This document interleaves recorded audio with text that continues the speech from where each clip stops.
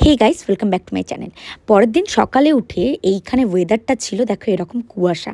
আর এই রকম ওয়েদারে হাঁটতে যেতে আমার প্রচণ্ড ভালো লাগে, বিকজ রোজ সকালে যখন আমি ওয়াক করতে যাই এরকম ওয়েদার হলে আর কী চাই।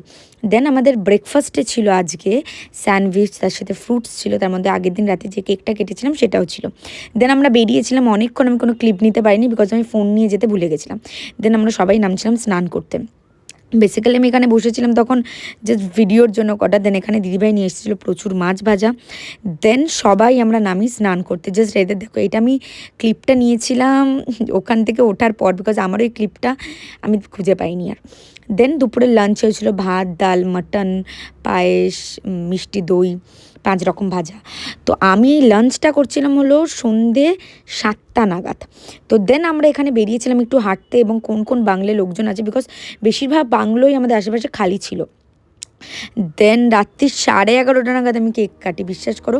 বিকজ কেন কেক কাটি আমি তোমাদেরকে জাস্ট এইটুখানি বলতে পারি, এই বাংলোটা একটু ভুতুরে ছিল। কী কী ঘটে সেটার জন্য আমাকে আলাদা একটা ভিডিও বানাতে হবে, যাই হোক। দেন আমি কেক ফেক কাটি এবং সবার সাথে সেলিব্রেশন করি, এবং সেই তারপরে আমার কাছে আর কোনো ক্লিপ নেই, বিকজ সেই রাতটা আমাদের জন্য জাস্ট একটা ভয়ানক অভিজ্ঞতা হয়ে থেকে গেছে।